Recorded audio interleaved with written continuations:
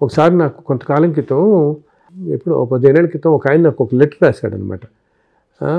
మన పుస్తకాలన్నీ చెప్తూ రకరకాల అనుభూతులు రకరకాలు రాస్తుంటారుగా అందరూ. అలాగా ఆయన ఏంటిట ఎప్పుడో ఒక చాలా 1960లోనో ఎప్పుడో వెళ్ళాట ఆయన. వెళ్ళి అప్పుడు ఆ రోజుల్లో తిరుపతి స్టేషన్ లేదు, రేణిగుంట దాకానే వెళ్ళేవాళ్ళు. రేణిగుంట నుంచి మామూలుగా ఈ ఆటోలు బస్సుల్లో వెళ్ళాలి తిరుమలకి. ఆయన ఈ పిల్లల్ని కుటుంబం అంతా వెళ్ళి తీసుకుంటే పెద్ద వర్షం అది అనమాట. ఆ రోజు వస్తున్నప్పుడు అనుకున్నట్ట ఏంటో ఎలాగ వెళ్తానో, ఈ దర్శనం అది ఎలా చేసుకోవాలి ఈ పిల్లలతో. పాపం భార్యకి చాలా భక్తి, ఎలాగైనా దర్శనానికి రావాలని ఈయన తీసుకొచ్చింది. ఎంత రాశాడు, నిజంగా జరిగింది అనమాట ఇది. ట్రైన్ మధ్యలో విసుక్కునేవాట, ఏదో నీ పోరు పడలేక తీసుకొచ్చాను స్వామి దర్శనానికి అంటుండేవాడు.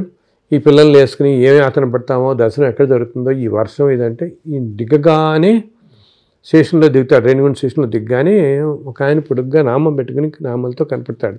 ఏంటైనా నీకేమైనా సహాయం కావాలంటే ముందు వద్దంటాడు. వద్దని తర్వాత ఈవిడంటుంది, ఎవరో ఆయన సహాయం చేస్తానంటున్నాడు, మనం ఈ పిల్లలతో వెళ్ళాలి పైకి ఇంకా అంటే, సరే రా బాబు అంటాడు. రానాయన అని ఏదో విసుక్కుంటూ అంటాడు. ఆయన వచ్చి తీసుకెళ్తాడు. తీసుకెళ్ళి వీళ్ళతో పాటు ఆ 2 రోజులు ఉండి చక్కటి దర్శనం చేయించి వాళ్ళకి అన్ని ఏర్పాట్లు చూసి మళ్ళీ తిరిగి స్టేషన్కి కూడా వస్తాడు ట్రైన్ ఎక్కించడానికి. మీరు కష్టం ఇబ్బంది పట్టమని వాళ్ళ సామాన్లు పట్టుకుని ఇవన్నీ చేసి ట్రైన్లో కూర్చున్న తర్వాత ఈ నామాలు పెట్టుకున్న ఈ మహానుభావుడు ఈ స్వామి ఆయన ఇతను అడుగుతాడు, ఏమని, ఏందైనా మళ్ళీ ఎప్పుడు వస్తున్నావు దర్శనానికి నువ్వు అంటాడు. అంటే ఆయన అంటాడు, ఈసారి రావడానికే ఘనమైంది, మళ్ళీ ఇంకోసారి రావడం కూడానా అంటాడు. అలా అన్నందుకు ఆయనకి మళ్ళీ జీవితంలో దర్శనం కాలేదు. ఆయన నాకు ఉత్తరంలో రాస్తాడు ఈ మాట. ఏం రాశాడు, ఆ రోజు నేను ఏదో వేళాకాలంగా అన్న మాట నా పాలిట శాపమై ఈ రోజుకి నేను మళ్ళీ దర్శనానికి వెళ్ళలేకపోయానండి. ఈరోజు నాకు ఎంతో భోగభాగ్యాలు ఉన్నాయి, ఏవో కాంటాక్ట్స్ అవి చేస్తుంటాడు అనమాట. ఏదో ఎన్నిసార్లు వెళదాం అనుకున్నా నాకు ఏదో అడ్డం రావటం, ఏదైనా అడ్డం రావటం. ఇప్పుడు నేను ఇంకా పెద్దవాడిని అయిపోయి నేను అసలు వెళ్ళే పరిస్థితుల్లో నేను నాకు ఏదో కాళ్ళ నొప్పులు ఏదో వచ్చి కదలేకపోయాను. నేను ఆ రోజు చాలా క్యాజువల్గా వేళాకోళంగా అన్నమాట ఎలా పరిగణించింది అని. అందుకని ఎంత విశిష్టం తిరుమల దర్శనం అనేది మనం అందరం గ్రహించాలన్నమాట. ఇది అనుకుంటాం, ఇప్పుడు వెళ్తున్నాం అనుకుంటాం, కానీ ఎన్ని జన్మల తర్వాత మనం ఇప్పుడు వెళ్ళగలుగుతున్నామో అంతే కదా. ఇప్పుడు వచ్చే జన్మలో మనం ఇక్కడే పుట్టాలని ఏముంది, ఏ ఆఫ్రికాలోనో ఎక్కడ ఏ దేశాల్లో ఏ జాతుల్లో ఏ మతాల్లోనో పుట్టచ్చు. అప్పుడు మన విశ్వాసాలే వేరుగా ఉంటాయి. అప్పుడు ఈ స్వామి దర్శనానికి వద్దామని వాళ్ళ తలంపు కూడా ఉండకపోవచ్చు కదా, రకరకాలు. అందుకని ఆయన్ని సేవించడానికి ప్రతి మానవుడు ప్రయత్నించాలి. జీవితంలో ఒక్కసారైనా తిరుమల కొండ అందుట్లో నడిచెక్కటం అనేది ఇంకా విశిష్టత. కొండ నడిచెక్కితే ప్రతి అడుగు మనం నడిచెక్కుతుంటే, ఇందాక చెప్పాను కదా, అసలు ఏంటిట, దేవతలు కూడా నిత్యం మానవ రూపాల్లో కొండ నడిచెక్కుతుంటారు. వాళ్ళు అనుకుంటారట, ఈ మానవులు ఎంత అదృష్టవంతులు, ఈ కొండ చక్కగా నడిచెక్కుతున్నారు, వాళ్ళు ఎంత పుణ్యాత్ములు, మనకు అది లేదే మన శరీరాలు అని చెప్పి మానవ శరీరం ధరించి నడిచెక్కుతుంటారు. అందుకే మనం ఒక్కోసారి చూడండి, మనం కొండ నడిచెక్కుతున్నప్పుడు మనం కూర్చుంటామా, పక్కన ఎవరో కూర్చున్న వాళ్ళు ఏదో ఒక విశిష్టంగా చెప్పటం, అలా గబుక్కుని మళ్ళీ క్షణంలో మాయమైపోవటం. మనం ఏదో ఎక్కడి నుంచో వచ్చిన భక్తుడు ఏదో అనుకుంటాం, ఆ క్షణంలో మాయమైపోతుంటాడు. మళ్ళీ మనకి ఎక్కడ లేని శక్తి వస్తుంది, మనం ఎక్కడం ప్రారంభిస్తాం. సో ఇది బహుశా ఏ దేవతా రూపంలో వచ్చిన వాళ్ళు అనమాట మనకి.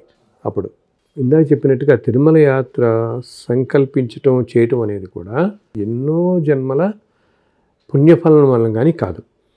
కానీ ఆ యాత్ర మనం అందరం అనుకుంటాం వెళ్తాం వస్తామని, కానీ యాత్ర సఫలీకృతం అవ్వాలంటే కూడా దానికి మనం మన మనస్సుని ప్రశాంతంగా ఉంచుకోవటం ఒకటి.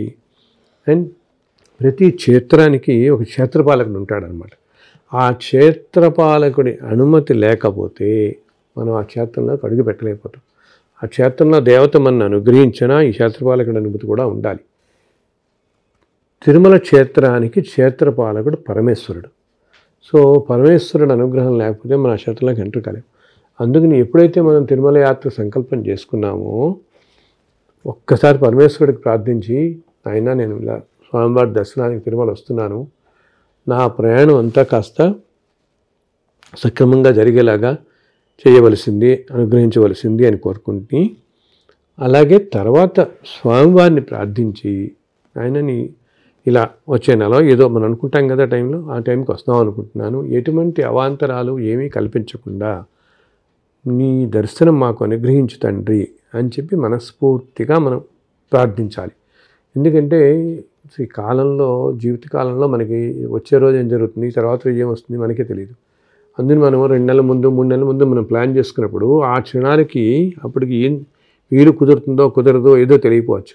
అందుకని స్వామిని తప్పకుండా తిరుమల యాత్ర చేసేటప్పుడు స్వామిని తప్పకుండా నాయన ఇది అనుగ్రహించి మమ్మల్ని అనుకుంటే తప్పకుండా ఆయన చక్కగా అనుగ్రహించి మన యాత్ర అంతా శుభప్రదంగా అవుతుంది. అయితే ఏదైనా క్షేత్రం యాత్ర కనుక పూర్తి సఫలీకృతం అయ్యి మనం పూర్తి ఫలాన్ని మనం పొందాలి అంటే కొన్ని విధులు పాటించాలి. వెళ్ళే ముందు మనం అనుకుంటాం 2 నెలల ముందు అనుకోండి, రోజు కూడా మనస్సులో ఒక్కసారి ఆయనకి నమస్కారం పెట్టుకోండి. గోవింద శ్రీనివాస ఇలా వస్తున్నాం మేము, మమ్మల్ని అనుగ్రహించండి అని ఒక్క నమస్కారం పెట్టుకోండి చాలు. ఉన్న చోట నుంచే ఉన్న చోట నుంచి ఎక్కడి నుంచి నమస్కారం పెట్టినా ఆయనకి చేరుతుంది. నమస్కరించండి, అప్పుడు మీ యాత్ర చక్కగా జరుగుతుంది. తిరుమల కొండపై ఉన్నప్పుడు కూడా ఎప్పుడూ ఉన్నంతసేపు మీకు తోచింది ఏదో గోవిందనామో లేకపోతే ఓం నమో వెంకటేశాయనో ఏదో ఒకటి వీలున్నంతసార్లు తలుచుకుంటూ ఉండండి. వీలున్నంత వరకు స్నానం చేసి శుభ్రంగా వెళ్ళడానికి ప్రయత్నించండి. అది చాలా ముఖ్యం అన్నమాట, చాలా శ్రేష్టం కూడా. ఇంకొకటి ఇందా చెప్పినట్టుగా కొండ మీద ఉన్నంత కాలంలో మీకు తెలిసిన స్వామివారికి సంబంధించిన మీకు తెలిసిన ఏ స్తోత్రమైనా ఏదైనా కూడా ఆలయం బయట కానీ లేకపోతే ఏదైనా చెట్ల దగ్గర కానీ లేకపోతే పుష్కరం దగ్గర కానీ లేకపోతే ఆలయం ఎదురకుండా మీకు అక్కడ కొబ్బరికాయలు కొట్టే ఇది ఉంటుంది, అక్కడ ఆ మెట్ల మీద కన్నా కూర్చుని చదువుకోండి. ఎందుకంటే నాయన ఎప్పుడు కూడా ఇందాక చెప్పినట్టు తిరుమల కొండంతా కూడా అంత ఎనర్జీ ఉంటుంది కాబట్టి మనం బయట చేసేది దేనికంటే కూడా అక్కడ చేసే ఆ ప్రదేశంలో చేసేది ఒక 1000 రెట్లు ఫలితం ఇస్తుంది మనకి. అక్కడ చదువుకునే స్తోత్రం కానీ అక్కడ చేసే దానం కానీ ఎన్నో రెట్లు మనకి శక్తిని ఇస్తుంది, ఎన్నో రెట్లు మనకి ఆ పుణ్యఫలాన్ని ఇస్తుంది అనమాట. ఎప్పుడో ఒకటి గమనించండి, అక్కడ ఉన్నంతసేపు మీరు 1 రోజు ఉండొచ్చు, 2 రోజులు ఉండొచ్చు, అది చాలా చాలా చాలా ప్రతి క్షణం మనకు అపురూపమైందనమాట. ఒక్కసారి మనం వచ్చామంటే మళ్ళీ మన దైనందిన జీవితాల్లో పడిపోతాం. మళ్ళీ ఆ స్వామిని ఎప్పుడు గ్రహిస్తామో, ఎప్పుడు గుర్తుంచుకుంటామో, ఎప్పుడు సృష్టిస్తామో తెలియదు. సో అక్కడ ఉన్నంతసేపు మనస్సును ప్రశాంతంగా ఉంచుకుని మీ స్నేహితులతో మీ బంధువులతో భగవంతుడి లీలలు, స్వామి లీలలు, మీకు ఇంతకుముందు తిరుమలలో జరిగిన అనుభవాలు, మీ పెద్దవారు చెప్పినవి, మీకు తెలిసినవి, లేకపోతే ఈ భాగవత రామాయణాలు, ఇటువంటివి ఏవో ఒకటి ఆ విశేషాలన్నీ మాట్లాడుకుంటూ ఉండండి తిరుమల సంబంధించినవి. అట్లా మాట్లాడుకుంటూ ఉంటే మనస్సు పరిశుద్ధంగా ఉంటుంది.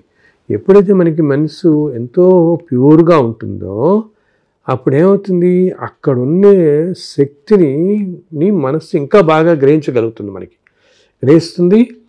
అలాగే ఇందాక నేను చెప్పాను కదా, అక్కడ ఎంతోమంది దేవతలు నిత్యం తిరుగుతూ ఉంటారు. హనుమంతుల వారు ఇప్పటికీ ఆ కొండలో తిరుగుతుంటారు. నేనే ఎన్నోసార్లు దర్శించాను అక్కడ హనుమంతుల వారిని. అక్కడ